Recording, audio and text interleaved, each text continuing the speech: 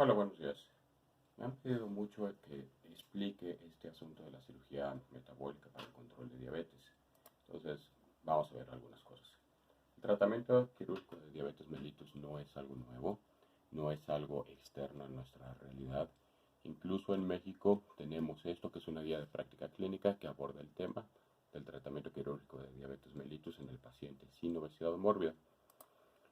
Libros de texto también han abordado el tema, libros de texto que no son de cirugía. Este, por ejemplo, es de medicina interna y endocrinología, editado en el 2016, en el que ven quiénes son candidatos a cirugía metabólica, qué tipo de cirugía metabólica le favorece al paciente en particular, siendo que el paciente con obesidad mórbida, con índice de masa corporal arriba de 35, debiera ir a un procedimiento como el bypass gástrico. El paciente de 30 a 35 de índice de masa corporal con diabetes pudiera beneficiarse del tratamiento con cirugía metabólica pura o con bypass gástrico. Incluso el paciente sin obesidad, con índice de masa corporal de 30 pero con diabetes de difícil control, también se beneficia con cirugía metabólica pura. Existe mucha evidencia apoyando el uso de la cirugía sobre el tratamiento médico en términos de que favorece la remisión. La remisión es tener básicamente la hemoglobina glicada normal por debajo de 5.7% sin necesidad de tomar medicamentos por un lapso mayor de un año. La cirugía metabólica ha demostrado ser superior en el manejo de diabetes al tratamiento convencional. ¿Qué va a hacer la cirugía metabólica? Todas las cirugías metabólicas debieran aumentar los niveles de GLP-1, que es una incretina. Esta GLP-1 va a aumentar la secreción de insulina, va a disminuir la producción de azúcar por el hígado, va a mejorar cómo se utiliza la glucosa en el tejido periférico, además de que pueden tener acción sobre los ácidos biliares y el factor de crecimiento de fibroblastos 19, causando ciertos cambios en el metabolismo que van a favorecer un mejor aprovechamiento de la glucosa. La GLP-1 es una incretina y las incretinas empiezan a disminuir su función unos 15 años antes del diagnóstico de diabetes. Cuando las incretinas disfuncionan, la célula beta disfunciona y eso va a favorecer que la célula beta falle. Entonces, si nosotros corregimos el efecto de incretina, vamos a restablecer la función de la célula beta y eso va a mejorar la condición de diabetes. Las incretinas son secretadas por la célula L. La célula L es una célula que vive en el intestino delgado junto al colon, en el hilo terminal, y va a favorecer la producción de GLP-1, GLP-2, oxintomodulina y otras incretinas cuando entra en contacto con los alimentos, como lípidos, carbohidratos, proteínas y algunas otras interacciones con la microbiota. Estas son algunas de las cirugías metabólicas y bariátricas que se contemplan en la guía de práctica clínica. El más estudiado es el bypass gástrico, la más eficaz es la derivación biliopancreática, pero tiene ciertos efectos adversos a nivel nutricional. Cuando nosotros nos saltamos un pedazo de intestino, pues vamos a tener ciertos problemas en cuanto a la absorción de ciertos nutrientes. El intestino no está hecho igual y los pacientes sometidos a bypass gástrico o derivación biliopancreática vamos a ver que van a desarrollar deficiencias de hierro, deficiencias de vitamina B12, vitamina D, anemia y demás. Entonces hay que ser muy cautos cuando estamos eligiendo el tipo de cirugía que es mejor para nuestro paciente. En el paciente con obesidad mórbida está comprobado que la cirugía como el bypass gástrico le favorece muchísimo, mejorando la sobrevida y el control de sus comorbilidades. Está visto que el paciente con diabetes va a tener una longitud intestinal mayor que el paciente sin diabetes. Y esto físicamente significa que la producción de incretinas va a estar más lejos. Entonces, si uno consume alimentos densamente calóricos o muy industrializados, de fácil digestión, pues el estímulo para la producción de GLP-1 y péptido IgG pues se va a ver disminuido en cuanto a tiempo e intensidad. Los estudios han demostrado que los pacientes diabéticos tienen hasta el doble de longitud intestinal que los pacientes sanos y esto va a hacer que la producción de GLP-1 sea menor. Entonces, sabemos que el intestino va a favorecerse su crecimiento por el asunto de padecer diabetes por distintos mecanismos, pero no podemos definir con certeza si los pacientes ya traen una predisposición con intestinos largos. La razón evolutiva sería básicamente que un paciente con un intestino largo está diseñado para una dieta más pobre en cuanto a nutrientes, mientras que un paciente con intestino más corto, más eficiente, pues estaría más adaptado a las condiciones dietéticas actuales. Entonces, ¿cómo hacer para estimular esta región con el alimento que viene de por acá?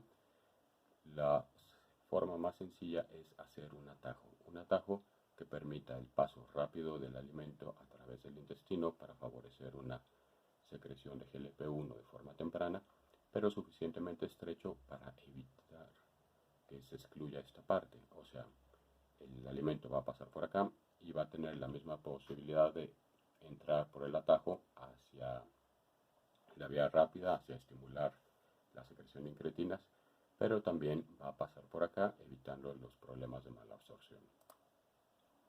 Más GLP-1 implica más células beta y más producción de insulina.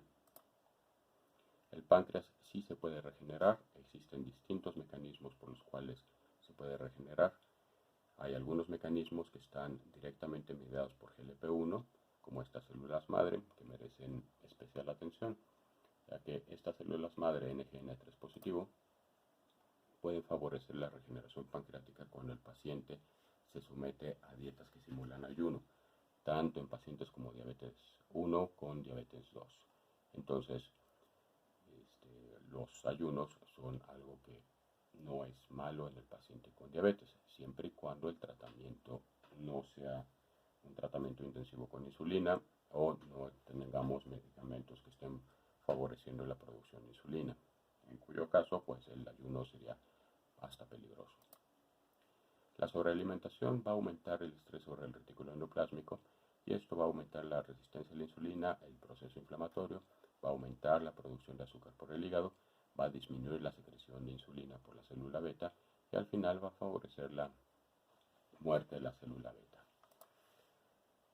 ¿Qué tan frecuente debemos comer? Cuando se ha estudiado esto, hay autores que han visto que las 3 comidas y colaciones son anormales desde un punto evolutivo y ellos sugieren que periodos de restricción energética de unas 16 horas al día pueden ser una opción viable. Pero volviendo a la cirugía pues no la hice yo, la cirugía se diseñó en los 80s en Brasil y se usaba con fines bariátricos básicamente porque favorecía mala absorción. Cuando se integra el conocimiento del asunto de las incretinas, pues se rescata la técnica y tenemos 3 series en el mundo que han mostrado su eficacia. Los chinos reportan 59% de remisión completa en sus pacientes, los europeos 50% de remisión completa y nosotros 62% de remisión completa. Si nosotros lo consideramos, es la misma cirugía en distintos pacientes, distintos bagajes genéticos y distintas condiciones ambientales, lo que hablaría que la cirugía tiene un poder por sí solo y que es altamente eficaz en este sentido. Si nosotros lo comparamos con la experiencia que se generó en México en el Hospital General de Tláhuac en pacientes sin obesidad mórbida sometidos a bypass gástrico, ellos observaron 47% de remisión completa. Entonces pudiera ser comparable, si no es que superior. Habría que hacer algún estudio diseñado específicamente con ese objetivo para verificar el papel de la bipartición y el bypass gástrico en este grupo de pacientes. La cirugía no es magia. Incluso con el bypass gástrico uno puede rebotar si no integra una dieta apropiada y el ejercicio. ¿Qué va a pasar con las complicaciones derivadas de diabetes? En un seguimiento a 7 años, pacientes que se operaron son representados en la línea punteada comparado con los que no se operaron, que es la línea sólida. Y aquí estamos viendo la proporción de pacientes que desarrolló nefropatía a lo largo del tiempo y podemos ver que es aproximadamente la mitad de los pacientes comparados con los que no se operaron, los que desarrollaron nefropatía. La neuropatía se desarrolló como en una tercera parte de los pacientes comparados con los que no se habían operado, y la retinopatía como en dos terceras partes de los que se habían operado comparado con los que no se operaron. El hecho de que esto no sea nuevo, pues ha permitido desarrollar escalas de predicción que pueden ayudar a seleccionar a los pacientes. Tenemos tres escalas pronósticas, el ABCD, el DRM y el DRS. Estas escalas van a integrar datos clínicos como el peso, la talla, el índice de masa corporal, la edad, algunos datos bioquímicos como los niveles de péptido C, hemoglobina glicada y algunos datos del historial del paciente como la duración, el tipo de complicaciones y tipo de tratamiento, y con esto se tabulan los resultados y nos ofrece una tasa de remisión. Entonces, básicamente de eso se trata el papel de la cirugía metabólica. Este es algo de la evidencia es muchísima que apoya el uso de la cirugía metabólica en el paciente con diabetes, y lo más importante es pues seleccionar bien al paciente. La cirugía no es para todos, hay pacientes que no deben ser operados, como aquellos que ya fueron sometidos a cirugía de resección intestinal, aquellos que padecen enfermedades como Crohn, como CUSI, aquellos que han recibido radioterapia al hueco pélvico o a la cavidad abdominal. Entonces hay que seleccionar bien a los pacientes, verificar cuál es el pronóstico del paciente de acuerdo a las escalas de predicción, y si podemos ayudar al paciente, pues lo ideal sería someter a la cirugía, que es el tratamiento más eficaz para el manejo de diabetes mellitus. Gracias.